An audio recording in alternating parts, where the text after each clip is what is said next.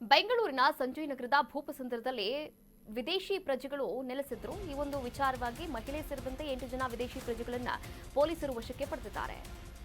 ಬೆಂಗಳೂರಿನಲ್ಲಿ ಅಕ್ರಮವಾಗಿ ವಿದೇಶಿ ಪ್ರಜೆಗಳ ವಾಸ. ಸಂಜಯ್ ನಗರದ ಭೂಪಸಂದ್ರದಲ್ಲಿ ನೆಲೆಸಿದ್ದಂತಹ ವಿದೇಶಿಗರು ಮಹಿಳೆ ಸೇರಿದಂತೆ 8 ಜನ ವಿದೇಶಿ ಪ್ರಜೆಗಳನ್ನ ಪೊಲೀಸರು ವಶಕ್ಕೆ ಪಡೆದಿದ್ದಾರೆ.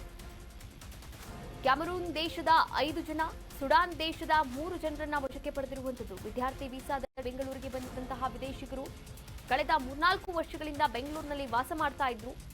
ಬೆಂಗಳೂರಿನಲ್ಲಿ ವಾಸವಿದ್ದು ಸ್ಟಡಿ ಮಾಡಿಕೊಂಡಿದ್ದಂತಹ ಪ್ರಜೆಗಳು ಇವರು.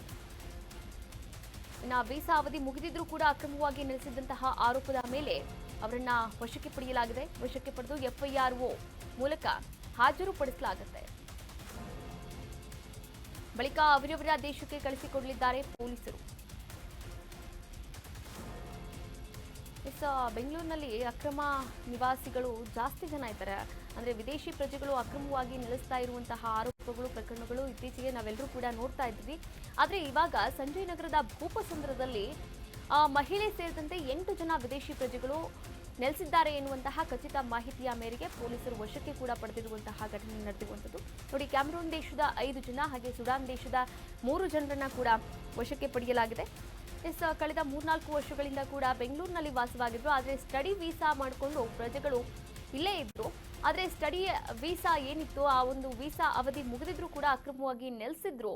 ಈ ಒಂದು ಆರೋಪವನ್ನು ಎದುರಿಸ್ತಾ ಇದ್ರು. ಅವರನ್ನೆಲ್ಲ ಕೂಡ ಈಗಾಗಲೇ ಅವರನ್ನ ವಶಕ್ಕೆ ಪಡೆಯಲಾಗಿರುವಂಥದ್ದು.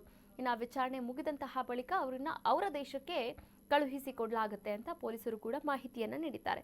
ಈ ಕುರಿತಂತೆ ಇನ್ನಷ್ಟು ಅಪ್ಡೇಟ್ಸ್ ಅನ್ನ ನೀಡ್ತಾ ಹೋಗ್ತಾರೆ ನಮ್ಮ ಪ್ರತಿನಿಧಿ ಸಂಜಯ್ ಗೌಡ ದೂರವಾಣಿ ಸಂಪರ್ಕದಿಂದ ಜಾಯ್ನ್ ಆಗ್ತಾ ಇದ್ದಾರೆ. ಸಂಜಯ್, ಭೂಪಸಂದ್ರದಲ್ಲಿ ಈಗಾಗಲೇ 8 ಜನ ಪ್ರಜೆಗಳನ್ನ ಕೂಡ ಬಂಧನ ಮಾಡಲಾಗಿರುವಂತದ್ದು. ಏನೆಲ್ಲ ಅಪ್ಡೇಟ್ಸ್ ಇದೆ ಈ ಕುರಿತಂತೆ? ಕವ್ಯ, ಏನಂತ ಹೇಳಿದ್ರೆ ನಿನ್ನೆ ಸಂಜಯ್ ನಗರ ವ್ಯಾಪ್ತಿಯಲ್ಲಿ ವಿದೇಶಿ ಪ್ರಜೆಗಳು ಏನು ವಾಸವಾಗಿದ್ರು, ಅಂದ್ರೆ ಅಕ್ರಮವಾಗಿ ವಾಸವಾಗಿದ್ರು, ಅಂದ್ರೆ ಅವರ ಸ್ಟಡಿ ವೀಸಾವನ್ನ ಪಡ್ಕೊಂಡು ಏನು ಇಂಡಿಯಾಕ್ಕೆ ಬಂದು ಓದ್ತಾ ಇದ್ರು. ಅವರ ವೀಸಾ ಮುಗಿದಿದ್ರು ಕೂಡ ಅವರು ರಿಟರ್ನ್ ಆಗಿರಲಿಲ್ಲ ಅವರವರ ದೇಶಕ್ಕೆ.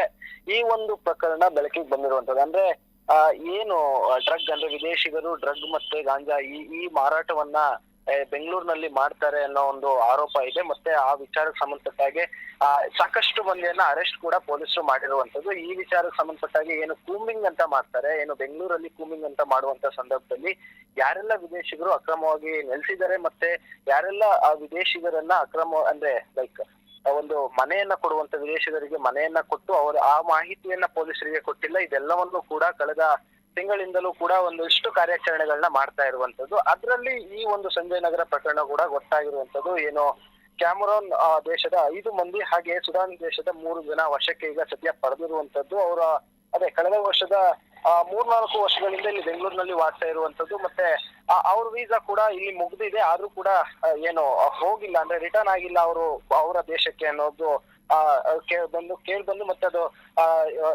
ಗೊತ್ತಾಗಿರುವಂತದ್ದು. ಮತ್ತೆ ಈಗ ವಶಕ್ಕೆ ಪಡೆದಿರುವಂತ ಎಫ್ಐಆರ್ಒ ಮುಂದೆ ಹಾಜರುಪಡಿಸಿ ವಶಕ್ಕೆ ಪಡೆದು ಅವ್ರ ಮುಂದೆ ಹಾಜರುಪಡಿಸಿರುವಂತದ್ದು. ಈಗ ಅವ್ರನ್ನ ಅಂದ್ರೆ ಎಲ್ಲ ಪ್ರಕ್ರಿಯೆಯನ್ನ ಮುಗಿಸಿ ಅವರ ದೇಶಕ್ಕೆ ಕಳಿಸ್ಕೊಡುವಂತ ಕೆಲಸ ಕೂಡ ಆಗ್ತಾ ಇರುವಂತದ್ದು. ಕಾವ್ಯ, ಥ್ಯಾಂಕ್ ಯು ಸಂಜಯ್, ತಮ್ಮೆಲ್ಲ ಡೀಟೇಲ್ಸ್ಗಾಗಿ ಧನ್ಯವಾದಗಳು.